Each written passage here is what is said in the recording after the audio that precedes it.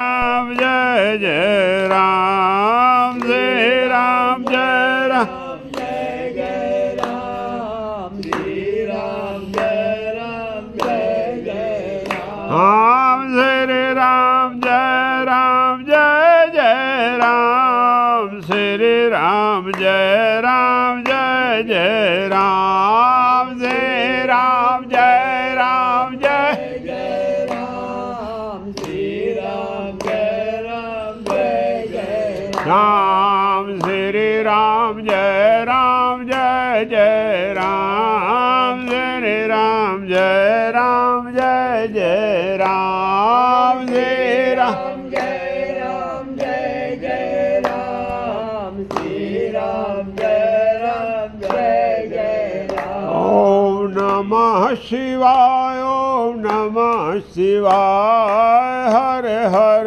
भोले नमः शिवाय ओम नमः शिवाय ओम नमः शिवाय हर हर भोले नमः शिवाय ओम नमः शिवाय ओम नमः शिवाय हर हर भोले नमः शिवाय ओम नमः शिवाय ओम नमः शिवाय हर हर भोले नमः शिवाय ओम नमः शिवाय ओम नमः शिवाय शंकर भोले नमः शिवाय ओम नमः शिवाय ओम नमः शिवाय शंकर भोले नमः शिवाय ओम नमः शिवाय ओम नमः शिवाय शंकर भोले नमः शिवाय ओम नमः शिवाय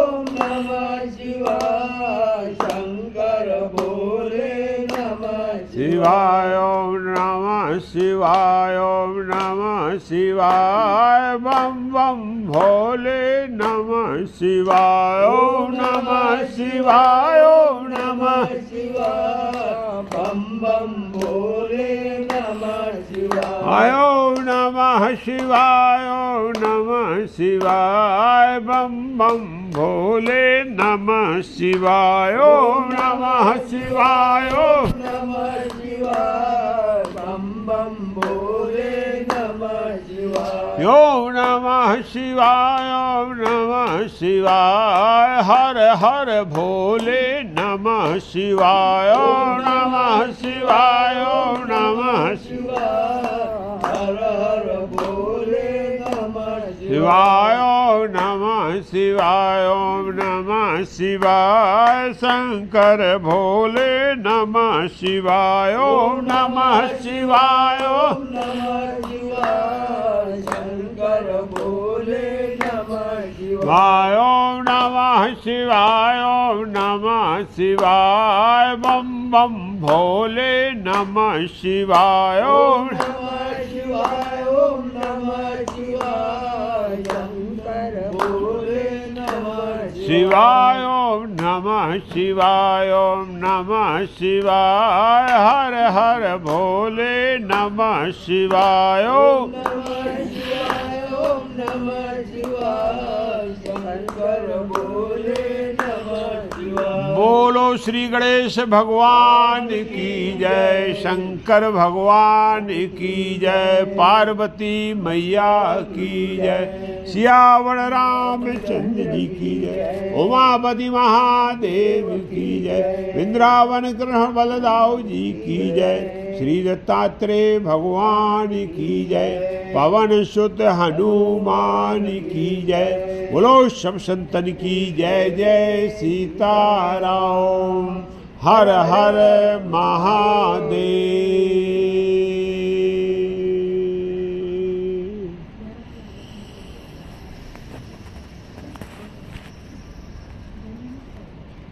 तो कल हम सब भक्तों ने शिव महापुराण की पावन कथा में बड़े पवित्र और पावन प्रसंग को श्रवण किया।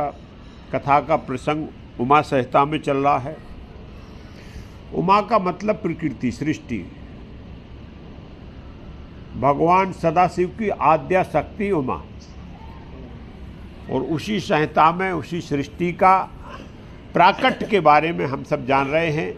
तो कल बहुत ही अलौकिक विषय कि जीव आत्मा का गर्भस्थ में किस प्रकार की अवस्था रहती है और उसके बाद वो भूधरा पे आने पर किस प्रकार से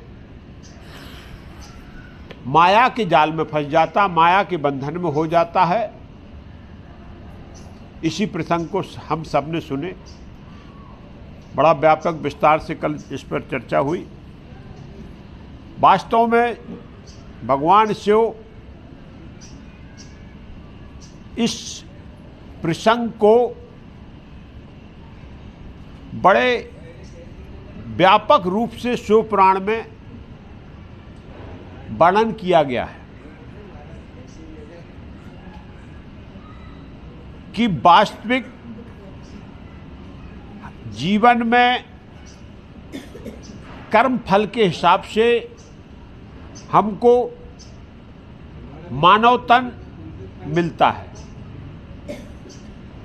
और एक बार मानव तन मिल जाने के बाद में इसी को मोक्ष का साधन बताया गया है। तो जीव आत्मा जब जो है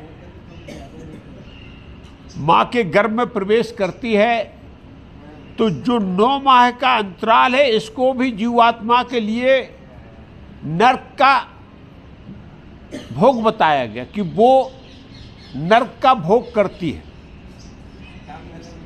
और उस समय उसकी स्थिति के बारे में बताया है वेदव्यास जी ने कि वो दिव्य ज्ञान के द्वारा जितने बार उसका जब जब जन्म हुआ, जो उसने कर्म किए, उन सब का उसको ज्ञान प्रकट हो जाता है और वो भगवान से संकल्प केवल एक ही बात की प्रार्थना करता है, एक ही बात की प्रार्थना करता है कि हमें प्रभु अब इस नरक के बंधन से, इस जो मां के गर्भस्थ में आने का जो क्रम है, इस क्रम से मेरे को प्रभु मुक्त कर दो। मानव तन हो या अन्य कोई भी योनि हो, सब में जीवात्मा को विशेष उसमें रहना पड़ता है और उसी के लिए वो जो है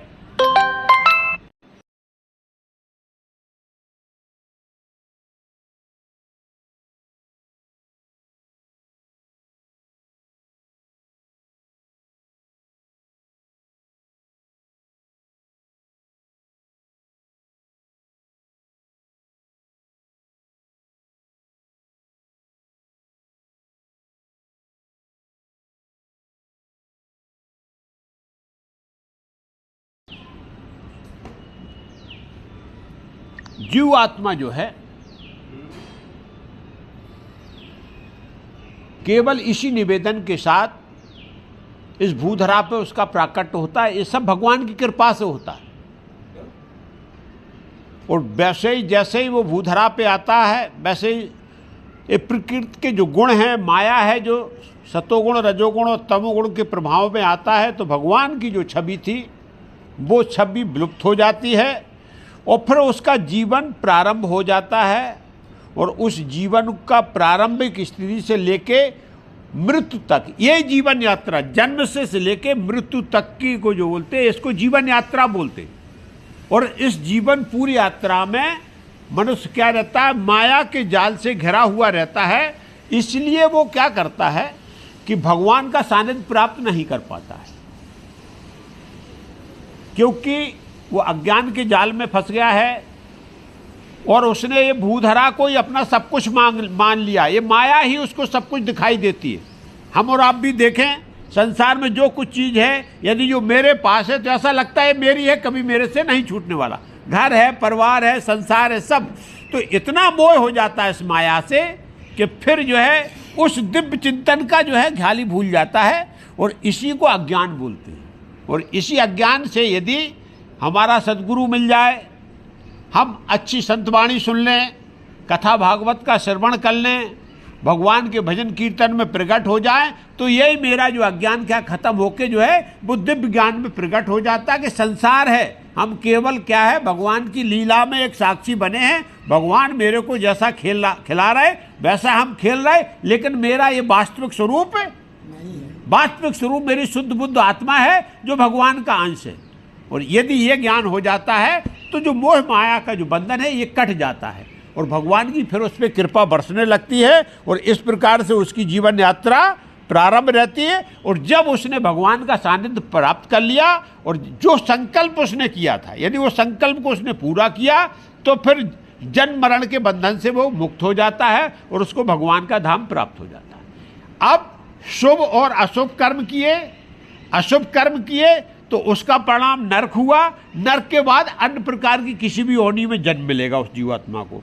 यदि शुभ कर्म किए तो वो स्वर्ग भोगेगा और जब तक आपने जितने स्वर्ग कर्म का फल था, जितना आपकी वहाँ पुण्य फल जमा थे, तब तक स्वर्ग भोगने को मिलता। फिर इस भूधरा पे आना और फिर से उसको नए कर्म करना है, फिर से दूसरी योनि मिलना है। तो इस प्रकार से उसका, लेकिन इन दोनों कर्मों को त्याग के यदि शुद्ध आत्मा के साथ आपने जो है निष्काम भाव से कर्म किया, केवल जो है भगवान की सत्ता को स्वीकार किया और भगवान का सेवक मान के कि हम तो भगवान की सेवा में हैं, भगवान ने जो मेरे को सेवा दी इस संसार में वो सेवा मैं कर रहा हूँ, तो ये निष्काम भाव कर्म है और इसी से क्या हो जाती, मुक्ति मिल जाती है। और हम मानव जीवन का परम लक्ष्य केवल एक ही है कि हमको मुक्ति प्रदान करना, हमको मोक्ष को प्रदान करना है।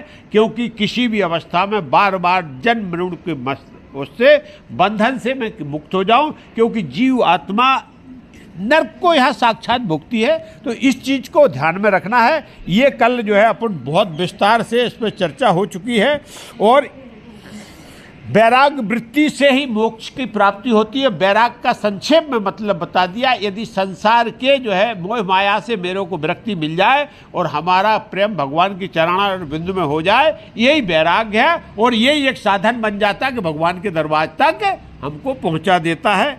इसके बाद बहुत ही सुंदर जो है कथानक आता है। सूत जी से शौनकाद ऋषियों ने बहुत सुंदर प्रश्न किया कि बोले प्रभु, अब हम जो है एक तो अंतरात्मा और दूसरा उसका आवरण शरीर,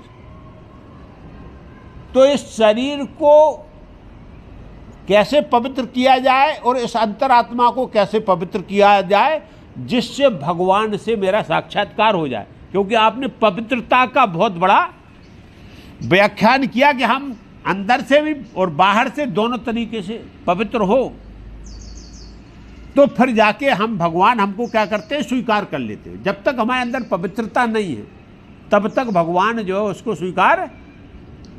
अब पवित्र क्या है, आपका पवित्र आचरण हो, पवित्र व्यवहार हो, पवित्र उठना, सब चीज में पवित्रता लाने की जरूरत होती है, तब कहीं जाके वो पवित्र कहलाता है। तो बड़ा अच्छा प्रश्न था। सूत जी ने बोला भाई आप ध्यान से सुनो। इसी प्रश्न को सनकादिक ऋषियों ने वेदव्यास जी को बताया था। क्या बताया कि बोले मानव तन, क्योंकि यहाँ मानव की बात हो रही, ऐसे हर एक जीवात्मा की बात है। मानव तन जो है वो कभी भी पवित्र नहीं हो सकता है, सीधा बोला उन्होंने।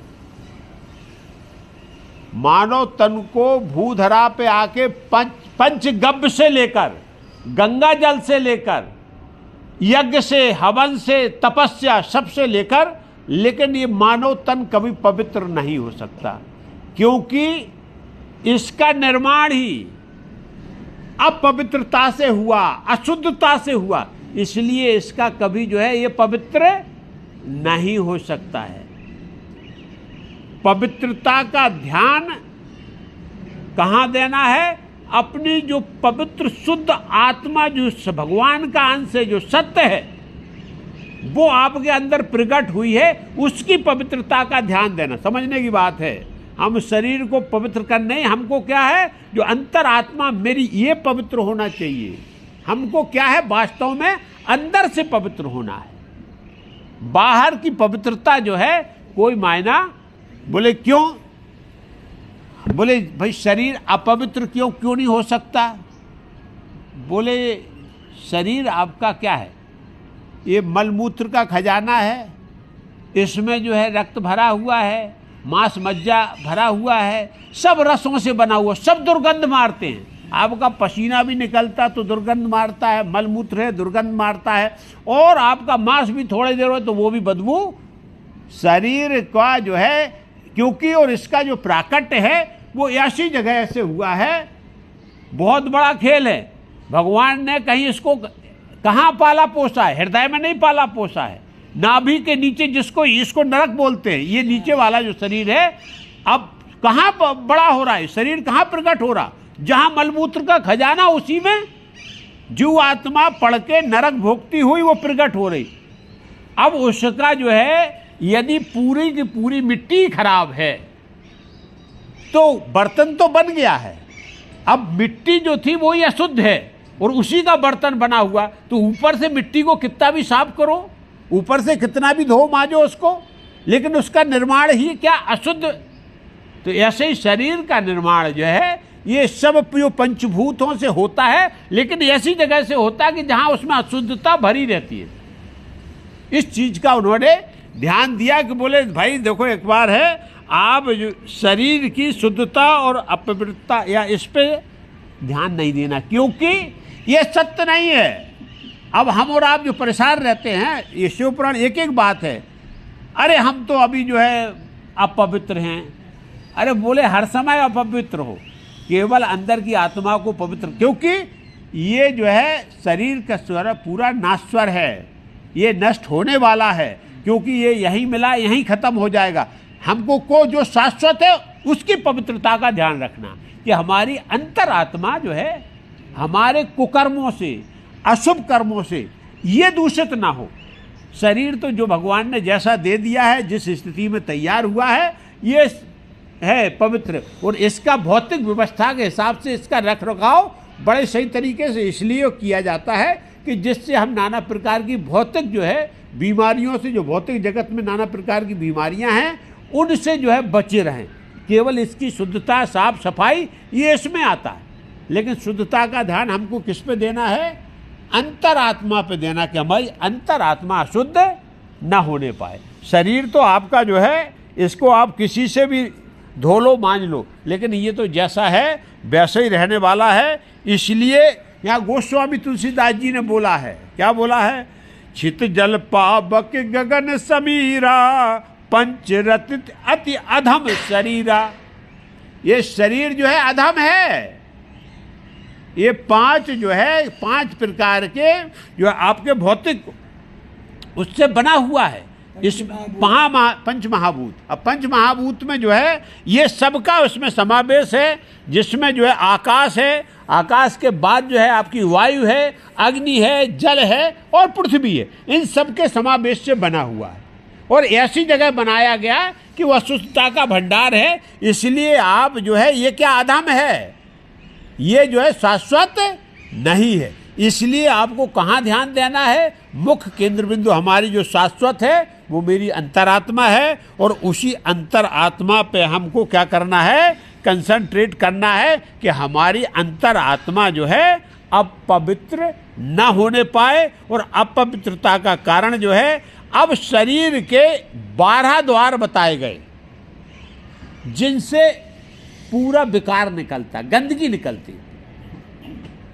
आंखें, कान, मुंह, मूत्रालय, गुदाद्वार, और उसके बाद स्किन, रोम, दांत, दांत दांत दांत, नाक, नाक तो है ही, ये तो हो गए नाक, और उसके बाद आपका रोम, ये बालों से, इनसे सबसे आपकी, और नाखून, ये सब गंदगी के द्वार हैं। इनसे सबसे शरीर की गंदगी निकलती रहती है और बनती रहती है, निकलती रहती है, क्योंकि ये है, ये जो है किसी गंगा जल से धोने से इसमें जो चीज़ें हैं वो गंदगी, वो कुछ होने वाला नहीं, ये सब निकलता रहता है। अब मुंह से क्या? नाना प्रकार का आपका जो कफ है ये सब निकलता है, नाक से नाना प्रकार की गंदगी निकलती, कानों से भी गंदगी निकलती, आँखों से भी गंदगी निकलती। तो ये सब शरीर जो है ऊपर से आप कितना भी धो मांज लो, लेकिन इसके अंदर क्या ये पूरा सीधा सीधा है। ये पिंड जो है वो भगवान ने पूरा जो है उससे बनाया हुआ है ये, क्योंकि ये, लेकिन इसके परेशान मत हो, क्योंकि ये बोल रहा है ध्यान आपको क्या देना है, आत्मा की शुद्धता और पवित्रता। हाँ हाँ, ज्ञान तो आत्मा को तभी वो दो चीजें बोला, आपके पास दो चीजें हैं, एक आपका शरीर, एक शरीर और दूसरी आत्मा। ऊपर से नहीं धोना तो दुर्गंध भी सूखने का। नहीं धोना, लेकिन हम उस शरीर की पवित्रता के चक्कर में क्या करते हैं, आत्मा को पवित्र करना भूल जाते हैं। मुख्यतः ये दिया है कि शरीर नहीं, आपको कहाँ केंद्रित होना है, ध्यान कहाँ लगाना है, हमारी आत्मा, अंतरात्मा पवित्र रहे। हमको बोले बहुत अच्छी तरीके से नहा धो लिए, तिलक को चंदन ये सब लगा लिया, लेकिन हम अंदर से यदि पवित्र नहीं है। अब अंदर से पवित्र कैसे होता है, आपके विचार अच्छे होना, आपकी सोच अच्छी होना, आपका व्यवहार अच्छा होना, ये अंदर की पवित्रता है। ये नहाना धोना ये तो सब जो है भौतिक शरीर का एक व्यवस्था है, इसको अपन स्तरीय। लेकिन यहाँ जो है अध्यात्म बोल रहा है कि आपका महत्व ये शरीर को पवित्र करने का महत्वपूर्ण विषय नहीं है। महत्वपूर्ण विषय है कि मेरी अंतर आत्मा क्या है, पवित्र रहे। और इसमें क्या हो गया है कि ये तो अंदर से, क्योंकि वो जो भरा हुआ वो निकलता रहता है, इसलिए इसको ज़्यादा पवित्र करने पे ये कंपैरिजन बताया कि आप ये मत सोचो कि हमको जो शरीर नहीं, हमको अंतरात्मा को पवित्र रखना है, जो सत्य हो सात्विक। ये तो जैसा होगा जैसा रहेगा। जब अघोर में आ जाता है, जब भगवान के दिव्य दर्शन हो जाता, जब वो शरीर को बिल्कुल भूल जाता, तो आपने संत बैरागी तमाम अभी कुंभ में आप दर्शन कर रहे हो, क्या उनकी शरीर से उनको कोई है लेना देना? अरे कुछ कभी सालों से उनने नहीं नहाया, अभी आके जा नहा रहे हैं वो एकदम उनको, क्योंकि उनका शरीर से वो खत्म हो गया। वो केवल अपने अंतरात्मा में उसको ध्यान कर रहे हैं ना। उनको ठंडी है, गर्मी है, बरसात है, हम और आप तो क्यों शरीर को सुरक्षित करना ना। वो बोलते नहीं इससे क्या बने, तो नाश्वर है, भगवान ने दिया आवरण है, जब तक चलेगा चलेगा मेरी, लेकिन अंतरात्मा शुद्ध और पवित्र रहना चाहिए। इसके लिए ये स्थिति जो होती है, ये स्थिति बहुत विचित्र स्थिति है। और जब इस स्थिति में आ जाते हैं, जब हमको जो है आत्मदर्शन हो जाते हैं, इसको आनंदमय कोश बोलते हैं। ये कौन सा होता है, आनंदमय कोश होता है। और इस कोश का आनंद जो होता है वो केवल बस आत्मा को देखता और उसी में लीन रहता, बकाया शरीर रीढ़ की उसको चिंता नहीं रहती है। अपने जो है शरीर में 5 प्रकार के कोश बताए गए। 5 प्रकार का जो है ये शरीर में 5 प्रकार के डब्बे हैं। एक डब्बा के नीचे 2, 2 के नीचे 3, मतलब हर डब्बे के नीचे एक डब्बा है। पहला कोश है जो हम सामान्य तौर पर सब लोग जीते, अन्नमय कोश। अन्न मतलब ये शरीर जो है पूरा काय से बना हुआ, आपका अन्न से बना हुआ है। जो आप जो खा रहे हैं ना, इसी से शरीर पल और पोष रहा। और अधिकतर हमारा ध्यान भी, जीवन यापन का मुख्य ध्यान क्या रहता है कि अच्छा खाओ पियो और शरीर को बढ़िया से बना के, यदि इस प्रकार से हम जी रहे हैं तो हम कहाँ जी रहे हैं, अन्नमय कोश में जी रहे हैं। हम बाहर की परत पर ही चक्कर लगा रहे हैं कि हम अच्छा खाने पीने से हमारा शरीर बढ़िया रहेगा, हम ठीक ठाक रहेंगे। ये जो है अन्नमय कोश का विचार होता है। फिर दूसरा आपका आता है प्राणमय कोश। प्राणमय कोश है।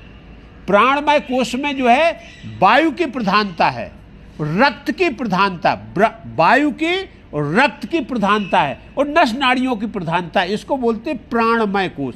जब आप अन्नमय कोश से जब अंदर प्रवेश करते हैं, तब अपनी सांस पे ध्यान देते हो आप।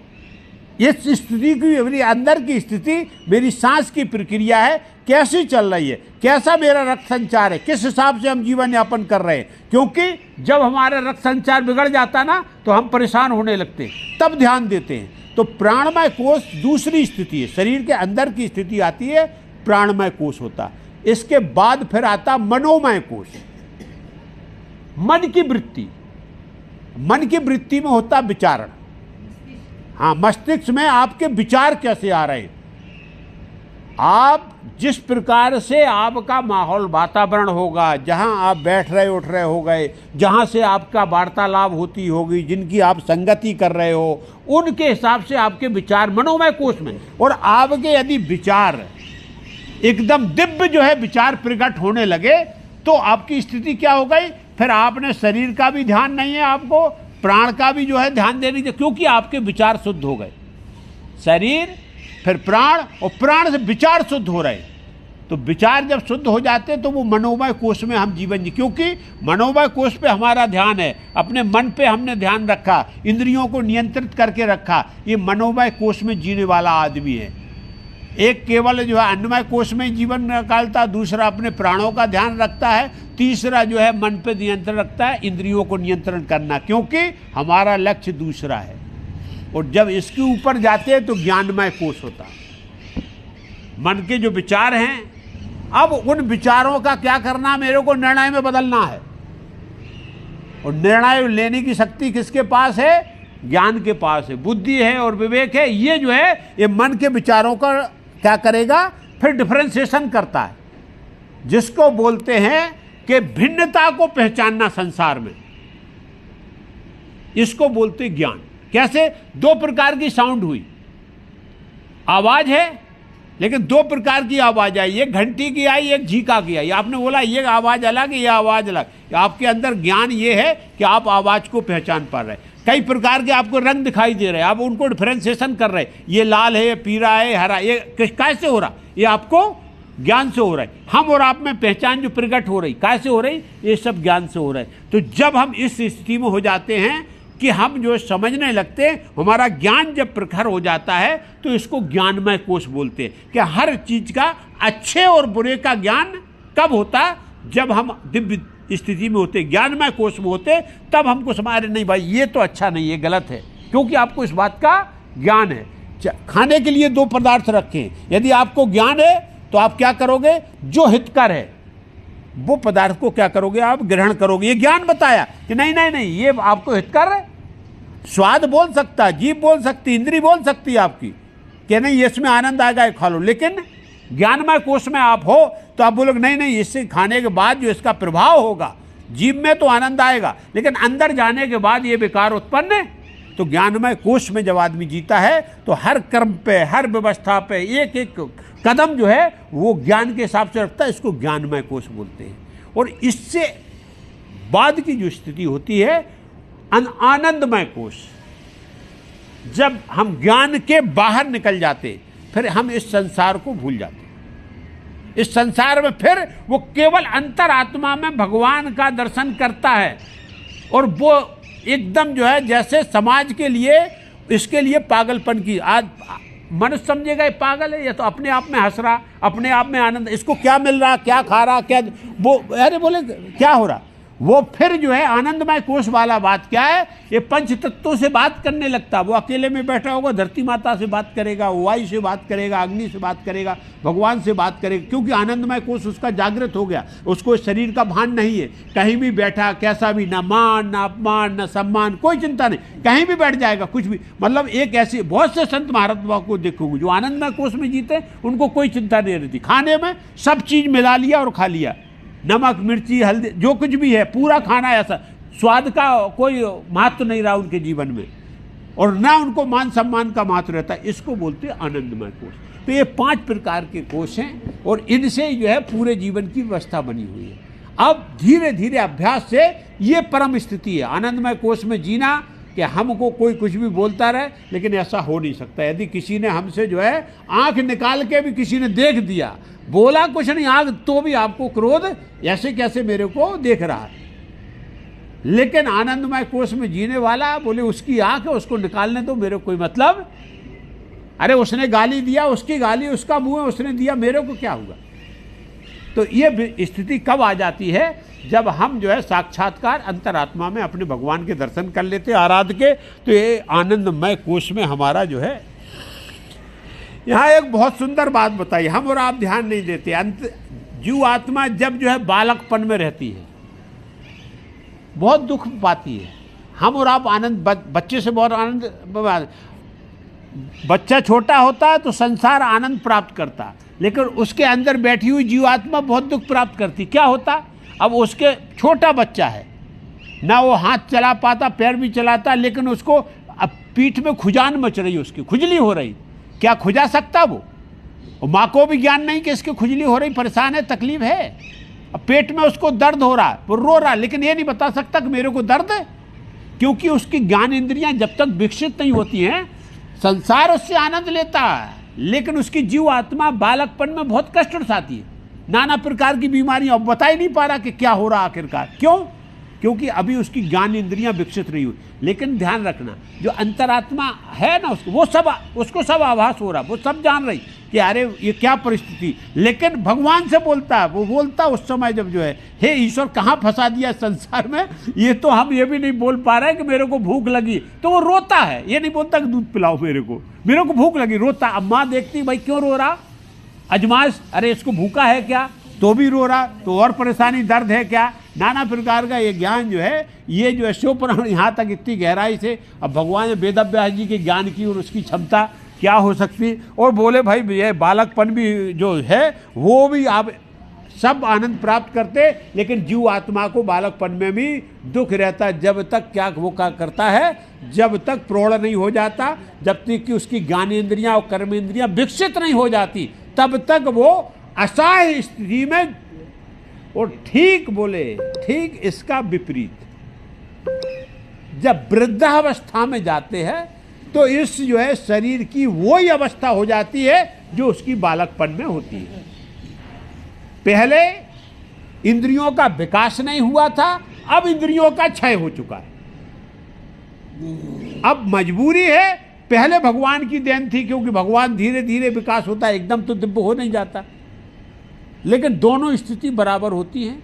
तो इसके लिए ज्ञान के साथ और भगवान के चिंतन के साथ जीवन यापन करें तो ये जो कष्ट होता है ना, इससे निवारण हो जाता है। अब इसके बाद दो जो है पोंगल अवस्था बताई गई है कि प्रौढ़ में आदमी जो होता है उसको पोंगल बोलते, पागलपन में रहता है, वो संसार के बारे में कुछ नहीं सोचता, केवल अपनी इच्छाओं की पूर्ति में जीवन यापन करने में उसमें पोंगल, बिल्कुल पागल, क्योंकि उसको अभी बात करो भगवान की चिंतन की, इसकी नहीं, तो वो जो है ये जीवन यात्रा बोले ऐसे ही जो है निकल जाती है। पूरा जीव का यही हाल है। तो शरीर जो है आपको क्या करते हैं कि जब जैसे ही हमारी कर्मेंद्रियों के साथ ज्ञान इंद्रियां जब थकित होने लगती है, तब फिर से हमको किसकी, भगवान की धीरे धीरे याद आना प्रारंभ होती है, क्योंकि अब इंद्रियां जो है साथ नहीं दे रही, अब हम गन्ना नहीं चूस पा रहे, तब हमको ध्यान आता, बोले यार दांत क्यों, बहुत आनंद दिए दांतों ने अभी तक, लेकिन अब तो बुढ़ापा आ गया, अरे बोले गन्ना भी नहीं चूस पा रहे। अरे भगवान ये अब सोचता आदमी कि अरे यार इतने बढ़िया दांत, आनंद पाया और आप दर्द कर रहे, अरे जिनसे हमने सुख उठाया वही दर्द कर रहे, तब उसको भगवान की याद आती है। अरे बोले प्रभु अब तो जो देखो ये दांत सब जा रहे, अब ध्यान करो। तो जो है इसके लिए बोला कि यदि चेतन अवस्था में, प्रारंभ अवस्था में यदि इस बात का ज्ञान हो जाए तो हमको संसार जीने की कला आ जाए, हर चीज़ को किस तरीके से जीना है। तो यहाँ बोला है कि भाई जो है आपको दो चीज़ इसमें ज्ञान में आई कि आपको शरीर की शुद्धता नहीं, आत्मा की शुद्धता पर ध्यान देना है। आप आत्मा की शुद्धता पर केवल ध्यान केंद्रित करो, क्योंकि आपका कर्म व्यवहार ऐसा हो जिससे मेरी आत्मा अशुद्ध है, क्योंकि वो ही शाश्वत है और वो ही जो है हम हैं, ये शरीर हम नहीं है, ये शरीर यहीं मिला है, यहीं खत्म हो जाएगा, और ये तो अपवित्रता का भंडार है। तो इस पे ध्यान ना देके, मतलब शीशा चेहरे पर जो है ज़्यादा ध्यान, शीशा को ज़्यादा देखने की जरूरत नहीं है, अंतरात्मा को ज़्यादा देख, व्यवहार सुधारने की जरूरत है। बाहर से लोग वहाँ देख लेंगे। क्या हुआ, एक राहगीर जा रहा था, उसने बड़ा सुंदर कुआं देखा, जो हम और आपकी स्थिति है, बहुत सुंदर कुआं देखा, दोपहर का टाइम था, प्यासा था, बोले चलो पानी पी लेते हैं। और वो गया तो बड़ा, अब रास्ते में जा रहा था, गया और कुएं पर पहुंचा, पानी उसने निकाला और पानी जब पिया, अरे पानी पिया तो कुआं पानी खारी था, तो उसने पानी कुल्ला कर दिया। बोले अरे साला इतना सुंदर कुआं है लेकिन इसका पानी क्या है, खारा है भाई। ऐसे ही हम और आपका जीवन है, हम बाहर से बहुत अच्छे सुंदर दिखाई दे रहे हैं, और कोई हमारे पास नज़दीक आया, जब हमारी भाषा वाणी वार्तालाप हुए, जब व्यवहार की बात, अरे बोले यार क्या विचित्र, गलत आ गए हम इसके पास, यार ये क्या दुर्बुद्धि आदमी है क्या हमको। लेकिन हम शकल सूरत देख के अब बाबा बने हुए, लाल कुर्ता पहने हुए आनंद के साथ आए, अरे बोले यार बाबा जी मिल गए, चलो अपना कुछ तो मुक्त। जैसे प्यासे को लगा कि हम कुएं पे जाके अपनी प्यास बुझा लेंगे, लेकिन वो खारी निकला। ऐसे ही बाबा के हम शरणागति किए गुरु जी के पास जाके, लेकिन गुरु जी के पास तो हमसे ज़्यादा अज्ञानता है, अब वो क्या हमारी प्यास बुझाएंगे। तो जीवन में हमको क्या करना, बाहर ये तो सब ठीक है, जितना बन जाए करते रहो, लेकिन अंतरात्मा को शुद्ध रखने की जरूरत है। अंतरात्मा में अपने जो है, क्योंकि वो ज्ञान यदि प्रकट हो जाता तो वो दिव्य ज्ञान है, वो कभी समाप्त होने वाला नहीं, और वो ही ज्ञान आपके साथ जाने वाला। शरीर का कोई ज्ञान साथ जाता नहीं है, चाहे सुंदर हो, अच्छा हो, टेढ़ा हो, जैसा भी हो, अंधा लूला काना कुछ भी होगा, सब यही रह जाना।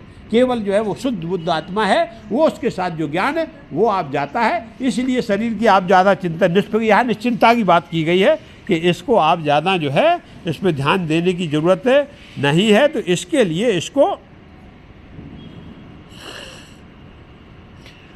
और एक ही इसका साधन बताया है कि भगवान शिव की आराधना करो, उनका चिंतन करो, इससे आपका क्या मन बुद्धि चित्त और अहंकार ये सब शुद्ध और पवित्र होंगे, और आपका क्या हो जाएगी, आप सत्य शांति और मोक्ष, तीन चीज़ों को आपको जो, पहले तो मन आपका शांत हो जाएगा, पहली बात। यदि आप जो है जीवन में आपने भक्ति को धारण कर लिया है, तो सबसे पहला आपके जीवन में प्रभाव होगा कि आपका मन जो है शांत हो जाएगा। दूसरा प्रभाव होगा सत्य, मतलब ज्ञान प्राप्त हो जाएगा कि ये संसार सब असत है, ये एक दिन न एक दिन यहाँ छूट ही जाएगा, जो आया है उसको जाना है। तो इसके लिए हम परेशान नहीं रहें। हम किसके लिए परेशान रहें कि अब दोबारा इसमें आना जाना न पड़े, मोक्ष। तो तीन चीज़ों का ध्यान होता है। इन तीन चीज़ों का जो साधन है वो भगवान हमारे शिव हैं। भगवान के चरणार बिंदु में हमने यदि अपना जो है शरणागति कर दी है, और बस एक बार उनका चिंतन, संसार का चिंतन नहीं चले, तो फिर जो है आपको मोक्ष प्राप्त हो जाएगी। और मन शांत रहेगा तो इस लोक में भी आपको आनंद प्राप्त होने वाला है, और परलोक में भी आनंद प्राप्त होने वाला है। इसके लिए हम कामनाओं के वशीभूत ना हो, भगवान का चिंतन करें। और संसार में जो व्यवहार है, व्यवहार के लिए संसार है, व्यवहार संसार में करो, और मन जो है भगवान में लगाओ। व्यवहार के लिए, कर्म के लिए संसार है, करते रहो, लेकिन आपका चिंतन कहाँ होना चाहिए, बस यहाँ भगवान में होना चाहिए। इस प्रकार से बताया। फिर एक बहुत सुंदर और प्रश्न कर दिया, बोले प्रभु, सूत जी ने फिर प्रश्न पे प्रश्न रहता है। शौनकादि ऋषियों ने पूछ लिया, प्रभु आपने प्रकृति बताई, प्रकृति ये माया स्वरूप है, और इस माया का स्वरूप क्या, स्त्री है। लेकिन स्त्रियों का आज तक किसी ने स्वभाव और चरित्र जान नहीं पाया, प्रभु ये क्या है। ये विषय थोड़ा सब लोग बोलते नहीं हैं, क्योंकि भाई कथा भागवत में विषय बोला नहीं जाता है, क्योंकि सबसे बड़े श्रोता उनकी स्त्रियां रहती हैं। लेकिन सच्चाई को हमको स्वीकार करना चाहिए, सच्चाई को। लेकिन जो पांडित्य प्राप्त कर चुके हैं वो बोलते हैं भाई, तो किसी ऐसी बात को नहीं बोला जाए, किसी को दोषारोपण नहीं किया जाए। लेकिन शिव पुराण में बड़े स्पष्ट तरीके से स्त्री स्वभाव का वर्णन किया गया। उन्होंने दिव्यता भी बताई है, स्वभाव में दोनों चीज़ें बताई हैं कि अवगुण भी हैं और गुण भी हैं। लेकिन अवगुण अधिक होने के कारण हर बात का दोषारोपण क्या हो जाता है, स्त्री स्वभाव पे लग जाता है। क्योंकि जब ब्रह्मा जी सृष्टि की रचना कर रहे थे तो वो केवल पुरुष तत्व को प्रकट कर पा रहे थे, स्त्री तत्व को प्रकट। तब यहाँ भगवान शिव ने अर्धनारीश्वर स्वरूप दिखाया, और अर्धनारीश्वर स्वरूप को ही उन्होंने क्या किया, अपनी शक्ति को अलग प्रकट किया, और शिव अलग हुआ। शिव और शक्ति के अलग दर्शन हुए। तो शिव जी से जब प्रार्थना की ब्रह्मा जी ने, तो उन्होंने सीधा अपनी आद्या शक्ति शिवा की तरफ हाथ बढ़ा दिया, बोले ये तो यही देवी वरदान दे सकती है। तो शिवा के वरदान से इस माया रूपी सृष्टि का निर्माण हुआ। उसी माया रूप सृष्टि में स्त्री भाव का जो है प्राकट हुआ है।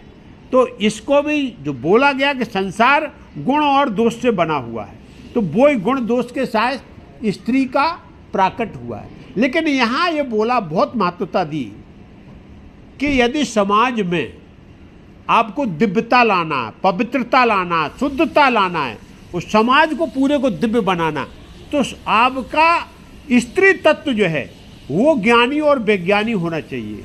उसको धर्म की मर्यादा का ज्ञान पुरुष से ज़्यादा होना चाहिए, क्योंकि सृजन की शक्ति केवल उसके पास। इसलिए इन्होंने इस बात को बोला है कि यदि आपकी स्त्रियां धर्मपरायण होगी, संस्कारों के साथ चलने वाली होगी, और क्या वो समाज में उनके दया और करुणा होगी, तो वो समाज जो है क्या होगा, अच्छा समाज होगा, सभ्य समाज प्रकट होगा। इसके लिए उन्होंने हाँ संस्कार है। अब आपको इसमें जो है स्त्री स्वभाव के बारे में ये बोला गया है कि ये गुण और दोष हैं। कुछ गुण जो है कभी कभी वो दोष के रूप में भी प्रकट हो जाते हैं। वैसे इसको गोस्वामी तुलसीदास जी ने बहुत विस्तार से दिया है, हम उसको उतना बोलने की ज़रूरत नहीं है, क्योंकि ये सृष्टि का पूरा जो है सतरज और तम से है। लेकिन गोस्वामी तुलसीदास जी ने एक चौपाई में स्त्री के पहले अवगुण बता दिए। उपनिषद कहता है, हाँ, स्त्रियश्चरित्रम पुरुषस्य भाग्यम देवो न जानाति कुतो मनुष्या। हाँ, स्त्री का चरित्र और पुरुष का भाग्य देव भी नहीं जानते। हाँ, तो वही बोला है। अब इसमें बोला गोस्वामी तुलसीदास जी ने जो शिव पुराण में पहले लिखा है, या उसी को तुलसीदास जी ने एक चौपाई में लिख दिया। क्या लिख दिया? नारी स्वभाव सत्य सब कहीं, अब गुण 8 सदा उड़ रही। साहस अनृत चपलता माया, भय अविवेक असोच अदाया। ये 8 गुण स्त्रियों के गोस्वामी तुलसीदास जी ने बताए। लेकिन ये तुलसीदास जी ने अपने मुंह से नहीं कहा है, ये रावण से कहलवा दिए हैं। सत्यता जो है रावण से बुलवाई है, जिससे हमारे ऊपर दोष ना आए। जो सत्य है, रावण जो है मंदोदरी को ये बात बोल रहा, अरे हम समझ गए तुम्हारी बात को कि ये जो है स्त्रियों का स्वभाव क्या होता है, डरपोक होती हैं। तो स्त्रियों के स्वभाव में क्या बताया, देखो। ढोर गवार सुना है क्या? हाँ, ढोर गवार पशु नारी, हाँ, ये सब ताड़ ना वो तो वो सुंदर है, वो सुंदर, उसका तो हम विवेक से कई बार वो कर चुके, वो नहीं है ये। लेकिन ये जो बताया, पहला बात बताया साहस, स्त्रियां बहुत साहसी होती हैं।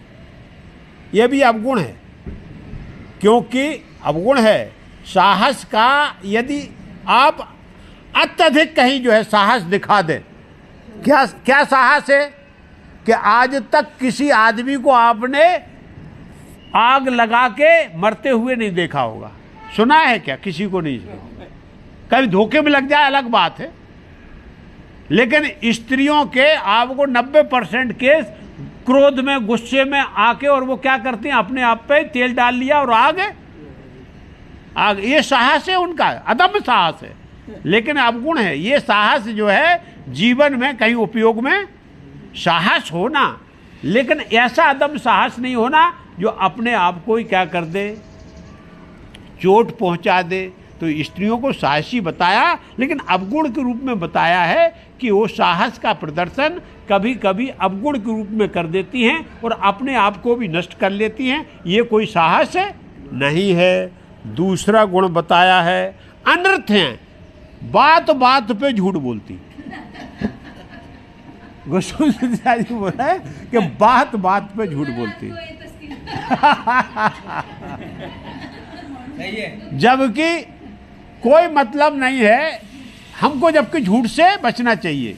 लेकिन क्या होगा, नीके भले नाहक में झूठ बोलती, घर परिवार से सब में जो है ये एक दूसरे में। इससे क्या होता है कि संबंधों में क्या है, खटाई आ जाती। संबंध में जो है यदि आप सत्य के साथ जी रहे हो, अब आप वो उसी संबंध को असत्य के साथ जियो, तो वो उसमें क्या मजबूती नहीं रहती और उसमें प्रेम भी नहीं रहता। इसलिए बात बात पे स्त्रियों का झूठ बोलने वाला स्वभाव, ये भी एक अवगुण है, इसको नहीं होना चाहिए। इसके बाद चपलता बताई है, बहुत चपल होती है, मतलब चालाकी।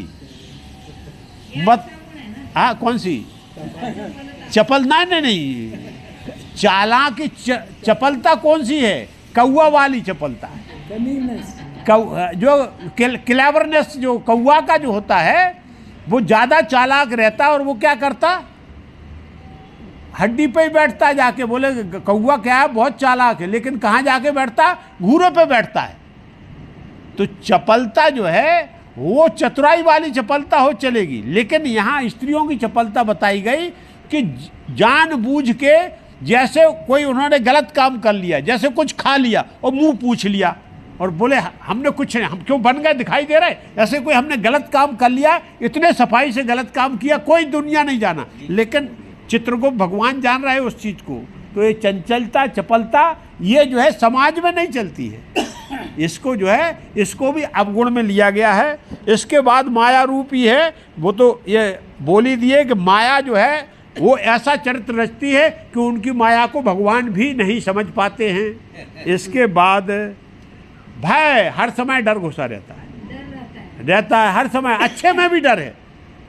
हम तीर्थ यात्रा के लिए जा रहे हैं, अरे कहीं गाड़ी ना गिर जाए, कहीं हम वहाँ ये ना हो जाए, मतलब शुभ में भी उनको अशुभ भय रहता है, जबकि भय नहीं, ज्ञान हो जाए तो भय नहीं होना चाहिए। लेकिन ये सबके लिए नहीं है, अज्ञानी स्त्रियों के लिए है, और रावण बोल रहा है इसके लिए बोल रहा हूँ, ऐसा नहीं है। और अविवेक रहता, विवेक क्रोध में गुस्सा में आ गई, उनको विवेक बिल्कुल खत्म हो जाता है, वो समझती नहीं कि भाई ये घटना, हम ये कर्म करने जा रहे हैं तो इसका परिणाम, हाँ ये जो है क्या होता है, ये बहुत बड़ी बात है। और एक और बताया, असोच, अशुद्धता से भरपूर रहती है। हमारे महापुरुष लोग, अभी तो वो व्यवस्था नहीं है, लेकिन महापुरुष लोग एक बहुत सुंदर उदाहरण देते थे। हमने कभी श्रीमद् भागवत सुनी थी, उसमें असोच, तो पूछ लिया हमने, महाराज जो है असोच अशुद्ध का रहती, नीतियों तो बड़ी नहाती धोती बहुत सुंदर तरीके से, अरे बोले सबसे ज़्यादा अपवित्र रहती। बोले कैसे? महाराज एक गांव देहात में देखते थे, बोले जब जो है जंगलात के लिए जाती है तो बाहर जाती थी स्त्री, एक लोटा लेके जाती और 4 स्त्रियां उसी में जो है शौच कर लेती। अरे भाई ये कौन सा तरीका है? असोच, अरे अभी नहीं होता, लेकिन किसी समय, अरे तो ये जो है पुराण, अरे ये पुराण जो है लिखा गया था उसमें की बात हो नहीं है। और ये क्योंकि इस प्रकार सा, क्योंकि हमको अंतर्भाव जो पवित्रता की बात है उस पर ध्यान केंद्रित करना है, और इसके लिए क्योंकि उनका महत्वपूर्ण विषय समाज में सबसे महत्वपूर्ण है। देहात में ज़्यादा, हाँ देहात की बात हो रही, देहात में वही व्यवस्था ही नहीं। और उसके बाद में अभी कभी कभी लोग बाग ऐसा बोल देते थे पुराने लोग, देखो ये मूर्ख, 4 जा रही 2 लोटा लेके जा रही, आदमी बोल देता था ये, बोल ऐसे बोल के। तो ये सब चीजें जो है ये असोच में, अशुद्धता में आता है। नहीं वो आलस, बोले चलो इसी में, अरे यहाँ भी जो है ऐसे ही चलो, बोले इसी में हो जाएगा सब, चलो। हाँ, और एक बोला है अदाया दया नहीं होती बोले, लेकिन ये जो है अभी आपको लगेगा कि भाई दया कैसे नहीं हो, स्त्री तो बड़ी दयावान होती है, लेकिन भगवान ही मालिक, यदि क्रोध आ जाए तो उसको संतान से लेके ऊपर से लेके नीचे तक किसी के साथ बिल्कुल, क्योंकि फिर वो एकदम जो है विकराल, काली का रूप जो बोला गया ना, काली, ये 9 जो रूप बताए गए ये सब उसी के रूप है, और वो फिर जो है किसी चीज़ को सोचती नहीं है। तो ये अवगुण जो है आड़ सदा सब स्त्रियों में रहने वाले हैं, इस प्रकार से जो बात कही गई है। लेकिन बोले भाई देखो ऐसा है, ये सबके लिए नहीं है, इसीलिए इस पर ध्यान ये दिया कि इन अवगुणों को दूर करने के लिए सबसे पहले स्त्री वर्ग को संस्कारित किया जाए, उनको अपने धर्म का पूरा पूरा ज्ञान होना चाहिए, अपने संस्कार का पूरा पूरा ज्ञान होना चाहिए, और उनका बुद्धि विवेक तभी प्रखर होगा। इसीलिए उनको क्या शिक्षा और दीक्षा देने की जो विधि, ये 5.5 जब पहले लिखा हुआ कि ये उनकी प्रधानता स्त्रियों में होना चाहिए, क्योंकि इस समाज का जो निर्माण करने वाली है वो स्त्री तत्व है, बाद में पुरुष तत्व का जो है वो आता है, लेकिन पहले समाज की जो बुनियाद डालने वाली स्त्री तत्व। तो यहाँ बोला भी गया है कि जिस घर परिवार में स्त्रियां संस्कारित हैं, जिस घर परिवार में स्त्रियां से ज्ञान और विज्ञान करती, जो आध्यात्मिक हैं, वो परिवार का जो है अच्छी तरीके से क्या होता है, विकास अच्छा होता है। ये मेन जो है, और ये पुरुष तत्व पर नहीं छो, क्योंकि अभी दिख रहा है कि कुछ थोड़ी देर जो है क्या कर रहा है, बेटा हुआ है तो थोड़ी देर माँ खिला रही, थोड़ी देर बाप खिलाता। लेकिन एक समय ऐसा था कि स्वयं की संतान को कोई भी खिलाता नहीं था।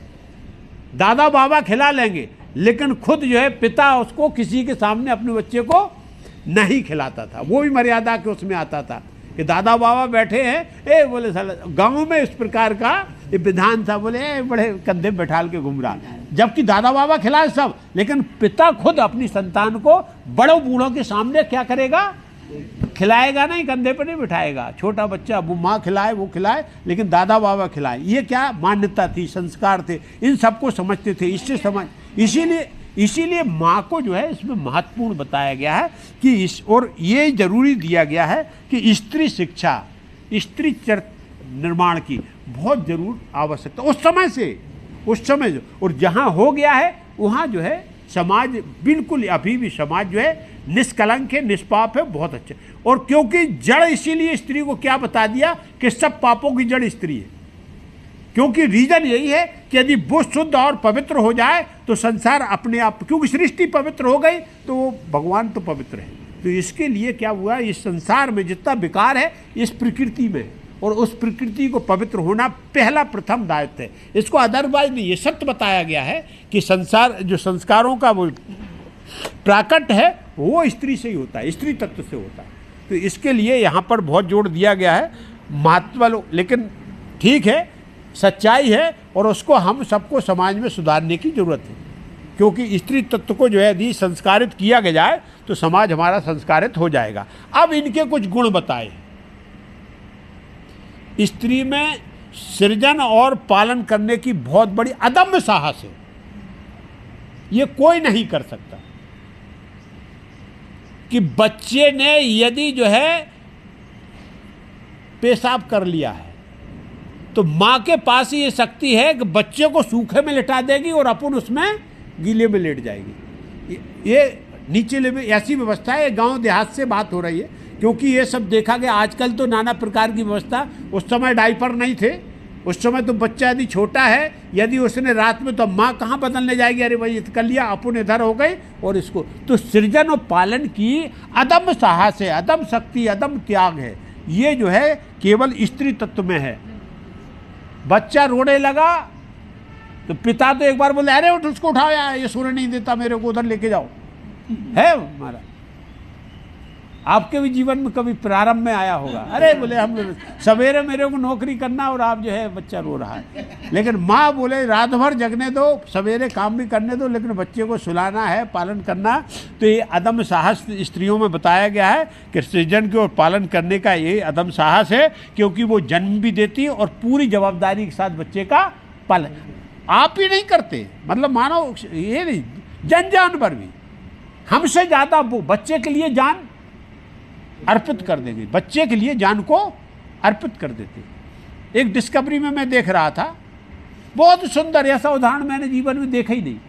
क्या हुआ, एक सर्प जो है ऊपर से उतरा, बड़ा भयंकर सर्प, और देखा क्या कि नीचे जो है वो जैसे ये रहता ना अपना एक झाड़ी, बड़ी वाली झाड़ी, तो झाड़ी में ये जो चिड़िया के 2 बच्चे थे। सर्प उतरा, दूर से वो आ रहा, उसने बच्चों की, जैसे चिड़िया और चिड़वा दोनों आए, वो दोनों ने क्या किया, बच्चों को जब खिलाते तो चों चों चों चों करते, उसने आवाज़ सुनी, वो सर्प बड़ी तेजी से आगे आया तो सबसे पहले चिड़िया उसके ऊपर आई और सर्प पे चोंच मार रही ऊपर से। चिड़वा भी ऊपर से उड़ने लगा, वो पीछे मार रहा, चिड़िया आगे मार रही उसको।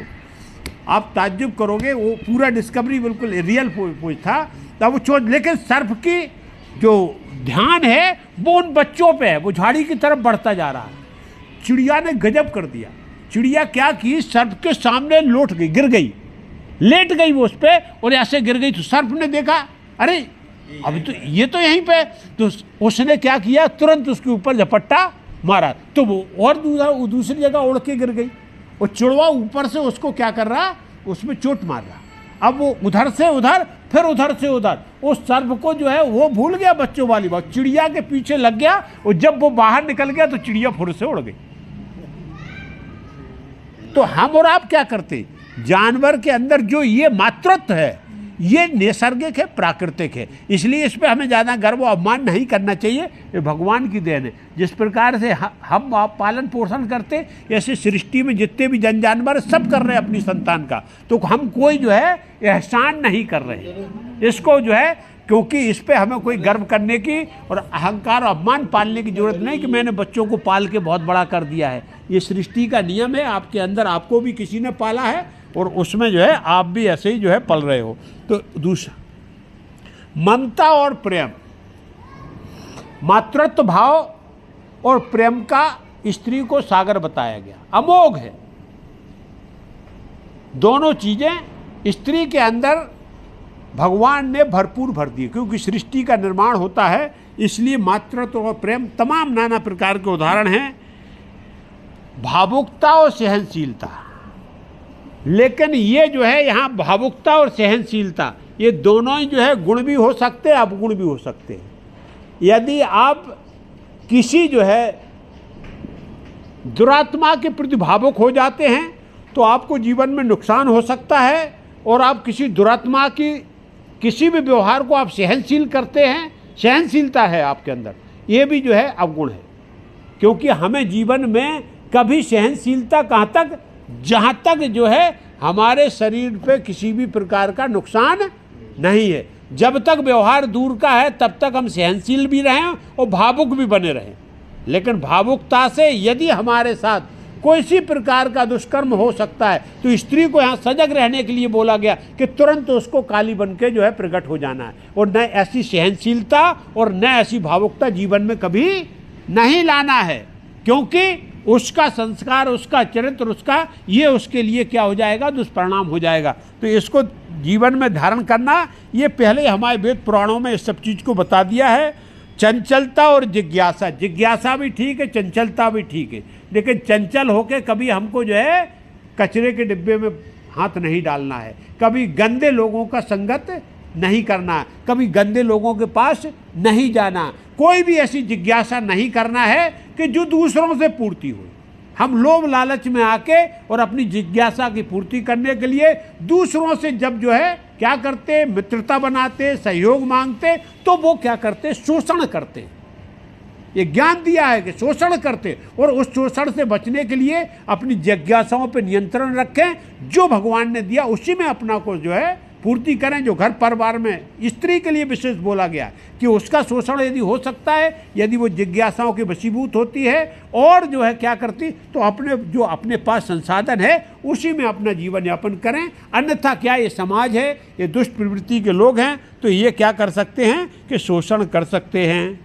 शक्ति का स्वरूप बताया, साक्षात दुर्गा है, इस बात को उसको स्त्री को सब याद रखना चाहिए कि मैं साक्षात दुर्गा का अवतार हूँ। संसार में कोई चीज़ उसके लिए असंभव नहीं है यदि वो अपने रूप में प्रकट हो जाए।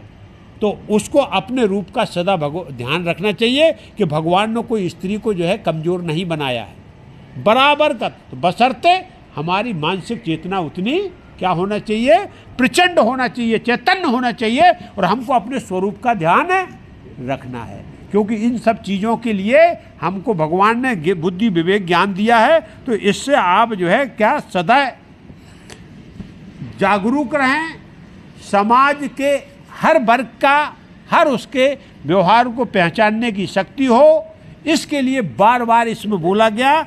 और सदैव जो है पहला भूमिका बताई गई है कि सदैव स्त्रियों को धर्म, ज्ञान और सत्कर्मों की ओर प्रेरित करना चाहिए। ये समाज का काम बोला गया कि स्त्री को आपको धर्मज्ञ बनाना है, उसको कर्मवान बनाना है और अच्छे संस्कारों को जो है सिखलाई देना है। इससे जो पूरा का पूरा समाज अच्छा बनेगा, क्योंकि कुम्हार जो है जैसा घड़ा बनाएगा वैसा घड़ा तैयार होता है। ऐसे ही स्त्री का जो स्वरूप है वो कुम्हार का स्वरूप है, और वो जैसा समाज को निर्माण कर देगी, वहाँ से ही प्रारंभ होता, बच्चे का जो है संस्कार वहाँ से ही प्रारंभ होता है, तो वैसे ही जो है समाज तैयार होने वाला है। इसके लिए स्त्री जो है सुशिक्षित होना चाहिए और कर्तव्य परायण होना चाहिए, संस्कार परायण होना चाहिए। उस समाज में आपको जो है फिर अज्ञानता का नाश हो जाएगा। इसके लिए जो है स्त्रियों की जो है भगवान यहाँ सदा शिव जी ने जो है शिव पुराण में वेद व्यास जी ने भगवान शिव की कृपा से इस प्रकार का वर्णन किया है और स्त्री जो है पूरे वर्ग को, स्त्री तत्व को सजग और चौकस किया है कि माया रूप है पूरे संसार को। तो इस माया का जो है आप अपने स्वरूप को कभी ना भूलें और उस स्वरूप के साथ जीवंत रहें। और आपको यदि कुछ ऐसा दिखाई देता है तो सतर्क और चौकस रोके दुर्गा का रूप धारण कर लें। वो एक आपका जो है सबसे बड़ा स्वरूप है, उसको धारण करके और समाज को उस बात को दिखा दें। क्योंकि ना आपको जो है सहनशीलता का मतलब ये नहीं है कि हमको अत्याचार नहीं सहना है, हमको जो है प्रेमवत होके किसी प्रकार का दुष्चार के प्रति हमारी बिल्कुल जो है स्वीकारोक्ति नहीं होना चाहिए। जीवन में हम सजग और सतर्क रह के जीवन यापन करें तो इसमें संसार का भला होगा और इसमें ही समाज का भला होता है। इस प्रकार से अब बहुत ही सुंदर काल चक्र का वर्णन आएगा कि काल चक्र क्या है। ये समय अंतराल जो चल रहा, ये पूरी सृष्टि जो है इसी काल चक्र के वशीभूत है और ये काल चक्र के मालिक भगवान शिव हैं, उनको महाकाल बोला गया है। तो काल चक्र के देवता जो है वो सदाशिव हैं और उनकी प्रेरणा से ये पूरा काल चक्र जो समय अंतराल है ये गतिमान है और इसी के घेरे में, इसी के चक्कर में हम सब भी जो है उसी काल चक्र की रेल में बैठे हुए हैं और सफ़र कर रहे हैं। जब तक उसको यात्रा कराना होती तब तक यात्रा कराता, उसके बाद वो यात्रा को क्या कर देता, उतार देता, समझ छोड़ो। तो इस भूधरा की रेल फिर जो है अपनी ड्रिल हो जाती। तो कल इसमें जो है व्यापक विषय है, इसको अपन कल लेंगे। आज जो है कथा को यहीं विराम किया जाए। बोलो शंकर भगवान की जय, पार्वती मैया की जय, बोलो सब संतन की जय। जय सीताराम।